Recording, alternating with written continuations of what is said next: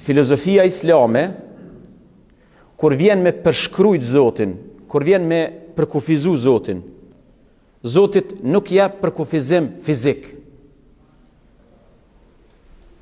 për dallim prej feve tjera.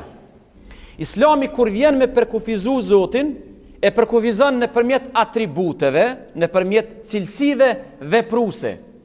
Mundemi me thonë që Islami si fe, në aspektin e perceptimit Zotit ka ardhur me një ide kogja të lartë, sepse kur ardhur me fol për Zotin, i ka fol mendjes njeriut, ja ka përshkru Zotin jo si objekt, jo si fizik, ja ka përshkru Zotin si atribute.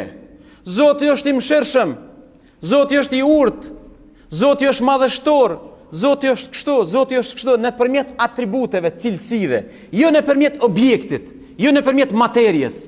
Për çata, Islami ka ardhur me idenë e 99 cilësive të Zotit, apo jo? 99 emrat që thonë ato janë cilësi. Zoti është kështu, Zoti është kështu, Zoti, 99 emrat e Zotit madhnushëm. E tash, na i kena dy arsye pse është kështu. Në qatë moment që Zotin e fut në botën fizike, e kufizon Zotin, e shtin botën fizike.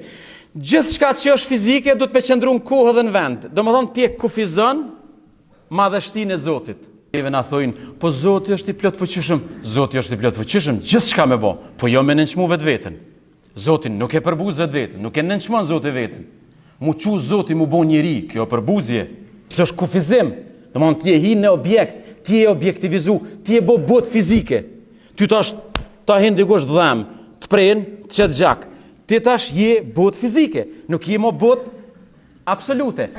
Arsyeja e dytë, pse Islami e përkufizon Zotin madhreshëm nëpërmjet atributeve, nëpërmjet cilësive vepruese, ka të bëjë edhe me natyrën e njeriut. Sepse njeriu është një entitet i cili ka aftësitë për t'i përcjell atributet dhe cilësitë të cilat reflektojnë edukimin hyjnor.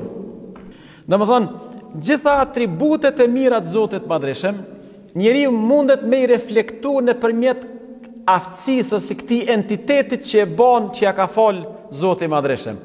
Prandaj përshkrimi i Zotit nga aspekti i atributeve në fakt i përputhet shumë njeriu, sepse njeriu ka aftësi me i bartë ato atribute dhe ka aftësi me i bartë reflektimin e këtyre atributeve të cilat vijnë nga Zoti i madhreshëm. Prandaj me të drejtë i kërkohet njeriu që në mënyrë relative të ketë gjitha ato atribute të cilat vijnë nga Zoti i madhreshëm. Gjithmonë po flasim kuptimin relativ.